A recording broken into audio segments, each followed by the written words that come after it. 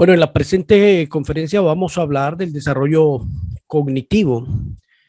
Cuando hablamos del desarrollo cognitivo nos estamos refiriendo a todas las funciones que se conocen bajo este nombre: procesos de atención, percepción, memoria, función ejecutiva,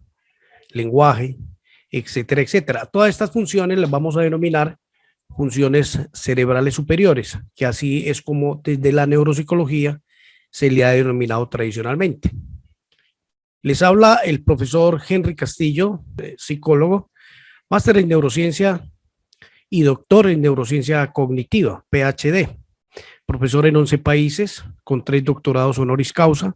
12 premios internacionales y presidente de la Asociación Iberoamericana de Neuromarketing y Negocios. Durante esta presentación vamos a ver entonces el desarrollo de tales funciones cognitivas, como lo he mencionado anteriormente. Vamos a ver cómo se desarrolla a la par del crecimiento de las conexiones cerebrales, cómo se desarrollan las funciones cognitivas, que son base de los procesos de pensamiento, comportamiento y aprendizaje como tal. El desarrollo cognitivo, entonces, es un proceso gradual que se da desde el mismo momento del nacimiento y se sustenta en el funcionamiento cerebral, se sustenta en procesos como la ramificación dendrítica, el crecimiento axonal, la formación de redes neurales, el desarrollo de las unidades funcionales y también en procesos como la plasticidad y la mielinización. Hablar de desarrollo cognitivo históricamente hace que nos refiramos a este psicólogo suizo llamado Jean Piaget, quien empezó a plantear que existían unos estadios de desarrollo evolutivo, que unos estadios eran prerecurrentes de otros estadios, y habló de unas funciones llamadas invariantes funcionales que tenían que ver con la organización, la adaptación como un equilibrio entre dos procesos, los procesos de asimilación y los procesos de acomodación. La asimilación, cuando el sujeto o el organismo ya tiene un esquema y simplemente lo que hace es integrar a ese esquema lo que es el nuevo proceso de desarrollo, y la acomodación, cuando tiene que generar nuevas estructuras diferentes a las que posee al momento que se da dicho desarrollo. En segundo lugar, tenemos que referirnos a las 3 unidades funcionales descritas muy bien por Alexander Rabinovich Luria. Luria, a mi forma de ver, fue uno de los que mejor pudo haber integrado la relación entre el funcionamiento del cerebro y el funcionamiento de las, válgase la redundancia, funciones cerebrales superiores. Es decir, Alexander Rabinovich Luria es el que logra hacer una de las mejores teorías integrativas en relación con lo que tiene que ver el funcionamiento cerebral con los procesos cognitivos integrados. Como recordarán ustedes, Alexander Luria habla de 3 unidades funcionales. Esas 3 unidades funcionales, como vemos ahí en la gráfica o en el dibujo que aparece en color rojo, se describen las 3 unidades. La primera, que se encuentra en la parte inferior, es esa unidad que Luria denominó el sistema reticular activador ascendente. Este sistema, que parte de la formación reticular existente en el tallo cerebral, caracterizado por una red activadora que va de abajo hacia arriba, se caracteriza por mantener un estado de activación en todo el cerebro. Es el que permite que nuestro cerebro se encuentre en procesos de vigilia, de actividad cognitiva acelerada, y nos permite la alerta o la gasolina suficiente para mantener nuestro cerebro en una actividad modulada y adecuada para el procesamiento de la información. Pero cuando el sujeto sufre lesiones a nivel de la formación reticular del tallo cerebral, entonces vamos a ver afectados necesariamente las funciones de atención, de alerta, las funciones de concentración, las funciones incluso de vigilia. Esa fue la primera unidad funcional descrita por Luria, y una unidad que él estudió bastante y que determina muchas alteraciones relacionadas con la atención y el arousal de la corteza cerebral. La segunda unidad funcional descrita por Luria tiene que ver con esa función que está en la parte posterior del cerebro, es decir, está configurada por 3 lóbulos cerebrales de ambos hemisferios cerebrales, como son los lóbulos occipital, temporal y parietal. Esta unidad, Luria la consideró la unidad encargada de recibir, analizar e almacenar la información sensorial que proviene de los órganos de los sentidos. Las áreas primarias, como dice Luria, presentarían un máximo desarrollo en el niño hacia los 12 meses, pero las áreas secundarias tienen un desarrollo posterior a esta edad. Decimos que las áreas secundarias y terciarias se van a formar alrededor de los 5 años y las terciarias se van, digamos, a terminar de conectar entre los 7 y los 12 años de edad. Entonces, Luria estudió muchos pacientes con lesiones en alguna de las áreas occipitales, temporales o parietales de la segunda unidad funcional y determinó que la alteración, el daño o la lesión de regiones relacionadas con estas áreas cerebrales iban a dar como consecuencia la aparición de las denominadas agnosias o problemas de percepción, llámese visual, auditiva o somatosensorial. Luria también habló de la tercera unidad funcional, que el estrato biológico de dicha unidad funcional sería en especial los lóbulos frontales y en particular las regiones prefrontales del encéfalo. Las regiones frontales se caracterizan o las podríamos dividir en 3 grandes áreas: las regiones prefrontales, las regiones premotoras y las regiones motoras. Las motoras, pues obviamente se encargarían de la ejecución del acto motor, las premotoras de la organización de las actividades motrices o de comportamiento, y las regiones prefrontales asumirían un control de la denominada función ejecutiva, que es, por decirlo de alguna manera, la función más desarrollada y más elaborada en la especie del Homo sapiens. El lóbulo frontal inicia su desarrollo luego del nacimiento, después de los 3 o 4 años de edad, pero la funcionalidad completa de las áreas prefrontales, especialmente de la corteza prefrontal dorsolateral, encargada de la función ejecutiva y de la memoria operativa, van a alcanzar su total desarrollo ya bien entrada la edad adulta. Entendiendo ya estos 3 conceptos de las 3 unidades descritas por Alexander Luria, tenemos que hablar nosotros de las diferencias existentes entre los 2 hemisferios cerebrales, el hemisferio izquierdo y el hemisferio derecho. Tradicionalmente nosotros vemos a través de las conferencias que se dan por los medios de comunicación y los medios de internet 2 grandes discrepancias entre lo que hace el hemisferio izquierdo y derecho.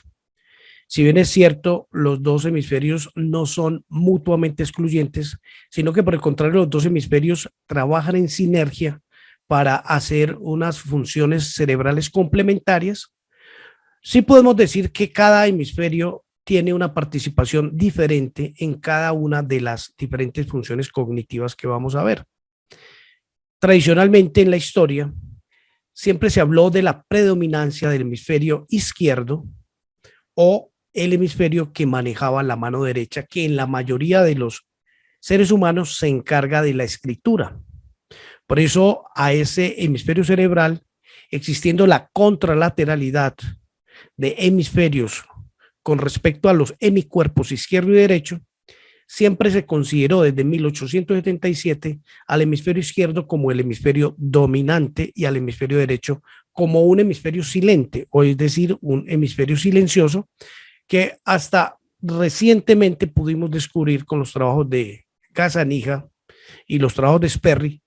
el verdadero poder del hemisferio derecho, pero siempre se consideró un hemisferio subsidiario, un hemisferio no dominante,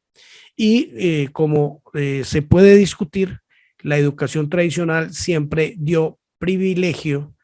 a el hemisferio izquierdo sobre el hemisferio derecho, de tal manera que las funciones y los currículos escolares dieron más eh, importancia a las actividades cognitivas derivadas del hemisferio izquierdo que el hemisferio derecho. Pero como lo decía, esa visión ha cambiado en los últimos 20 años,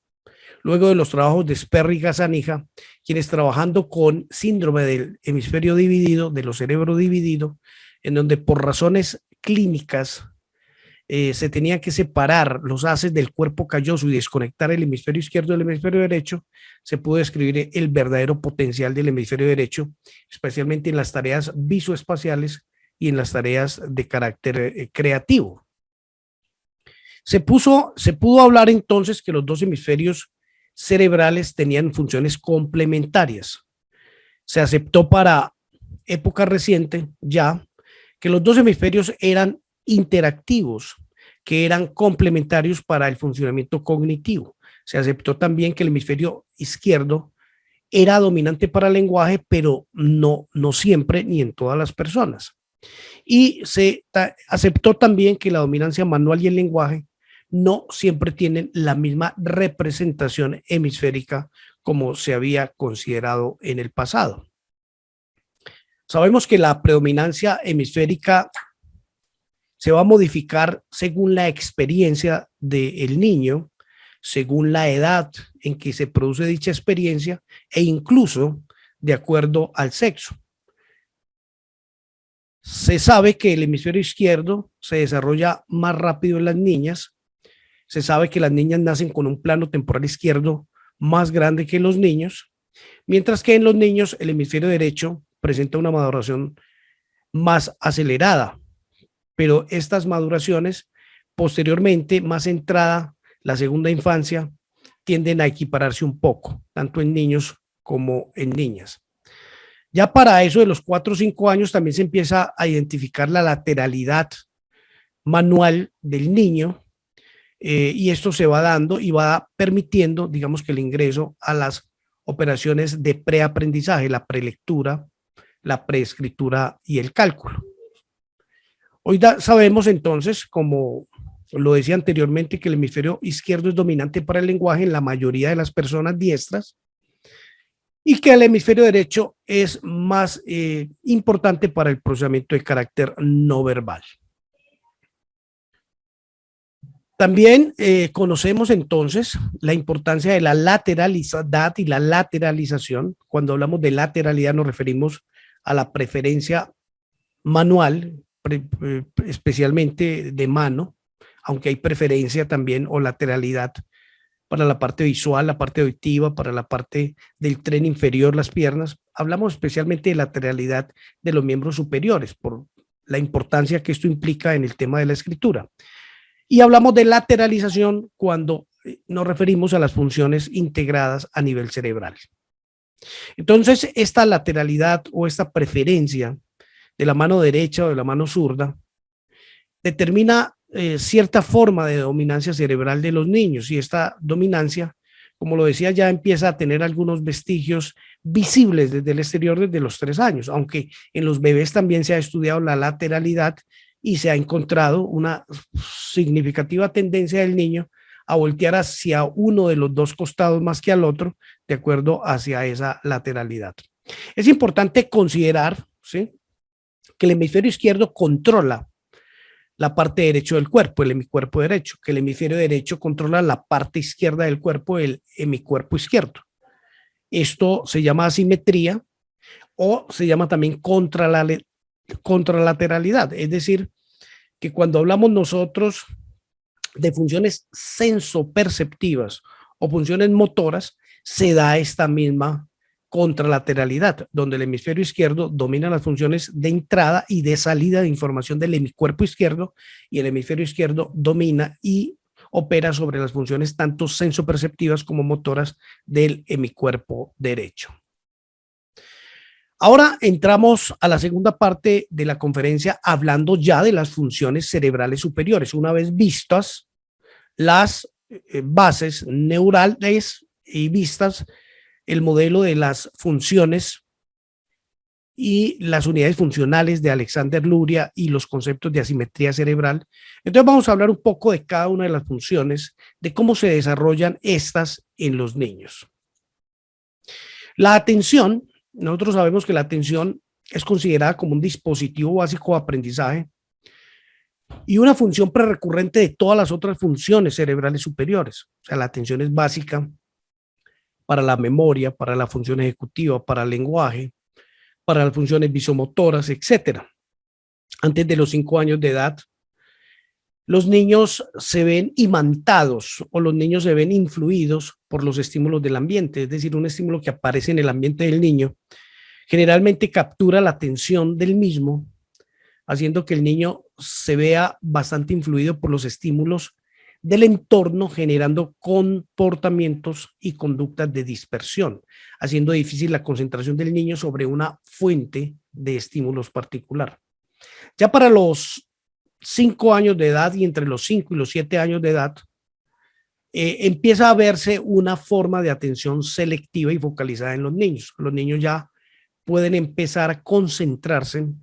en una fuente de información particular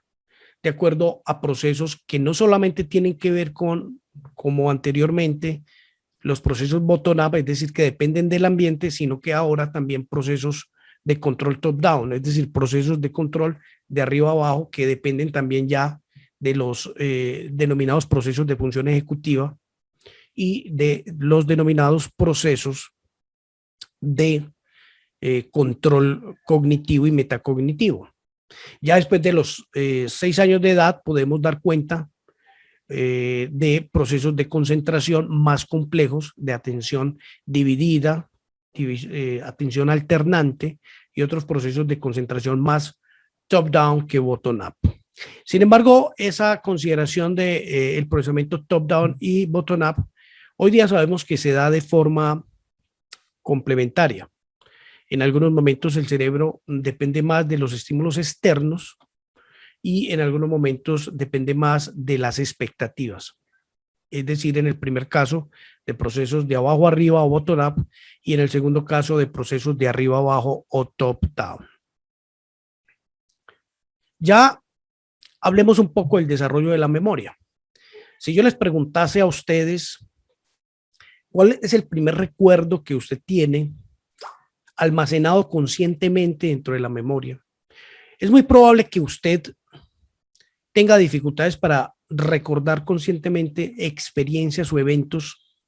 vivenciados de su parte antes de los 4 años de edad. Esto se debe a que las estructuras cerebrales y neuronales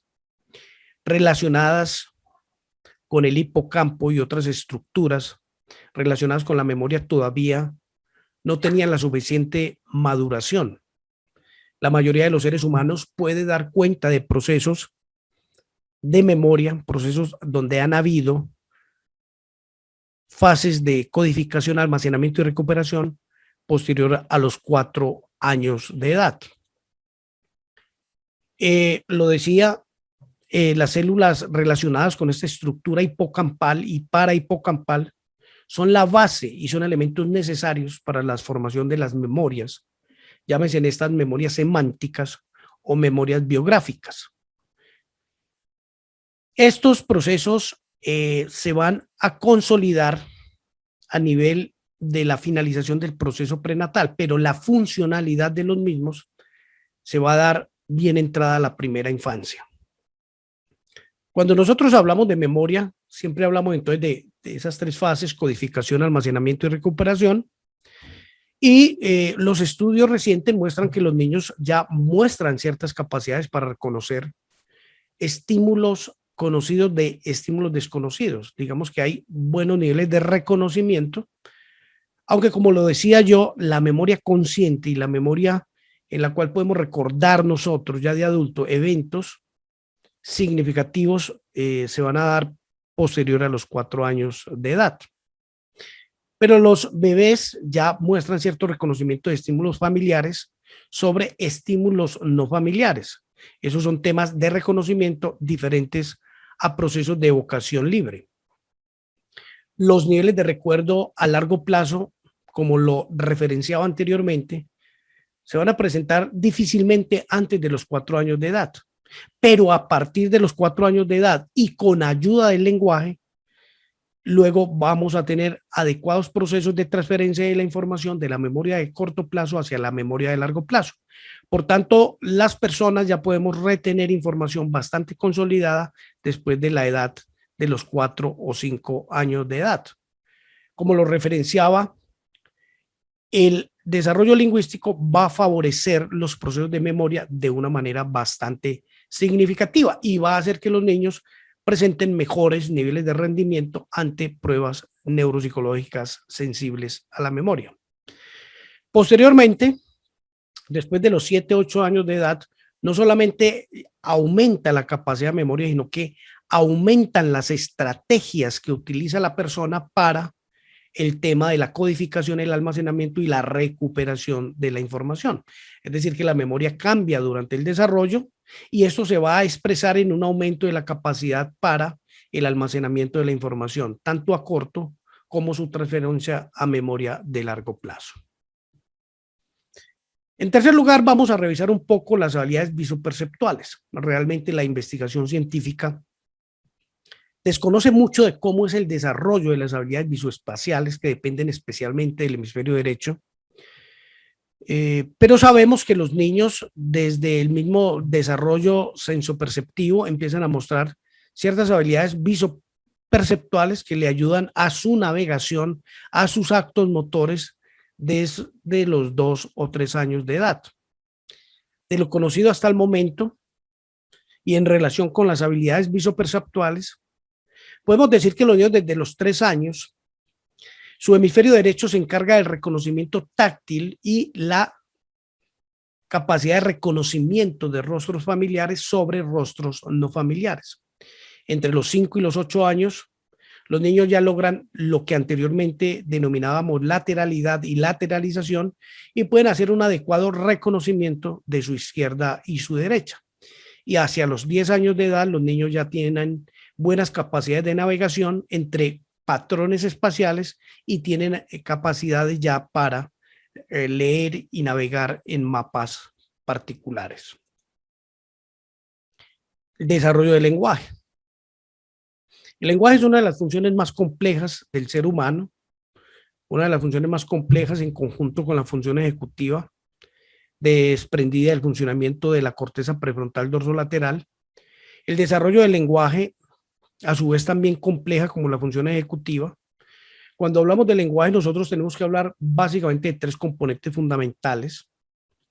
dado que el desarrollo del lenguaje se realiza de forma progresiva desde lo fonológico hasta lo semántico y hacia lo pragmático. Digamos que cuando hablamos del lenguaje tenemos que referirnos a estos 3 componentes fundamentales del lenguaje: lo fonológico, que es la adquisición de los sonidos; lo semántico, que son los significados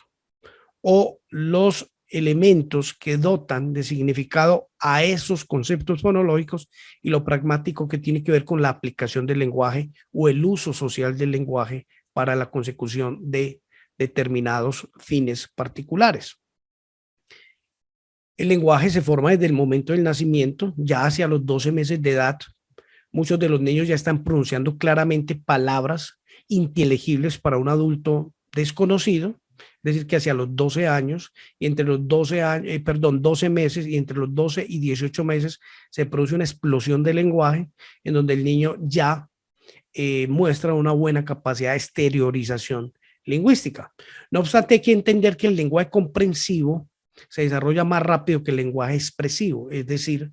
que nosotros no podemos medir el nivel comprensivo de un niño a partir del lenguaje expresivo, porque el lenguaje comprensivo generalmente tiene una pequeña ventaja sobre el lenguaje expresivo. La producción del lenguaje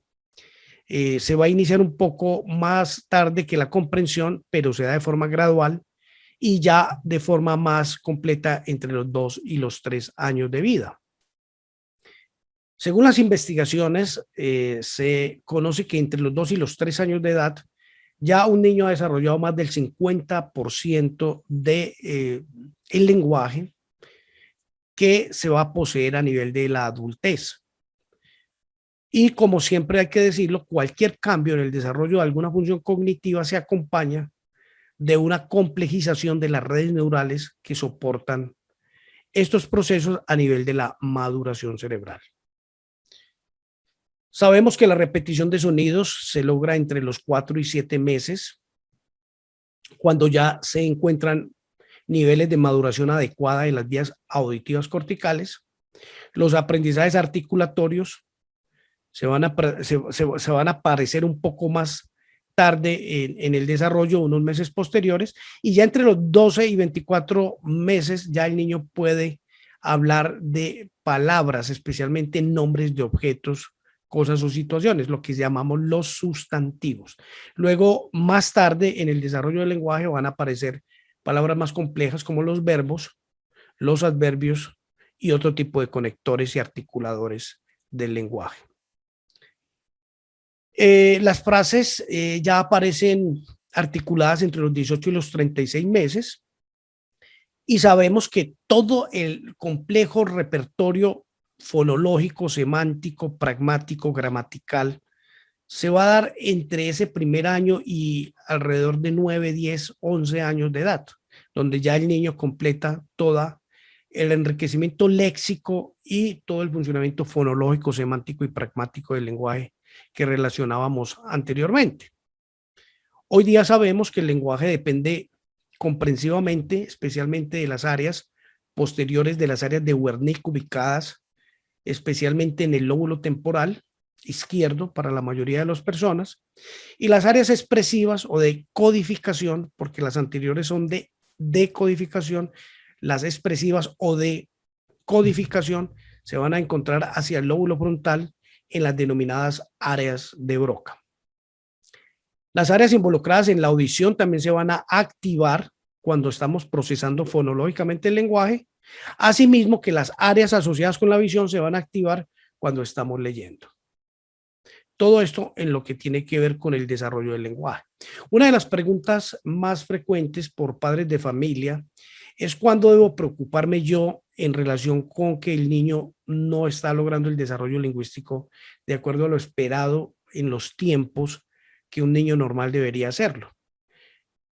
Particularmente yo pienso que un padre o un profesional que atienda a un padre debe empezar a preocuparse a partir de los 18 meses de edad, pero ya son los 3 años, digamos que el punto de cruce en el cual ya hay que actuar sí o sí, pero yo recomiendo que si desde los 18 meses el niño manifiesta un retraso en el desarrollo del lenguaje, en la adquisición de las habilidades fonológicas, semánticas o pragmáticas, ya tengamos una luz de seguimiento sobre ese caso del niño, porque probablemente nos vamos a enfrentar a una dificultad o a un retraso en el desarrollo del lenguaje, y los retrasos del desarrollo del lenguaje casi siempre se van a ver implicados o afectados en el desarrollo de la lectoescritura a eso de los 5 o 6 años de edad posteriormente. Cuando el niño sufre una lesión, pues hablamos de que se produce una afasia. Cuando no hay una lesión, sino hay un retraso que es propio del desarrollo, hablamos más de una disfasia, ¿sí? En los niños es más frecuente encontrar afasia a consecuencia de la lesión del hemisferio izquierdo. Se estima que aproximadamente el 70% de los niños con lesiones hemisféricas izquierdas presentan problemas de lenguaje, a diferencia del 20% de lesiones hemisféricas derechas. Bueno, la mayoría de los problemas de lenguaje, dado que el niño antes de los 3 o 4 años de edad tiene alta plasticidad, si se brinda la intervención adecuada,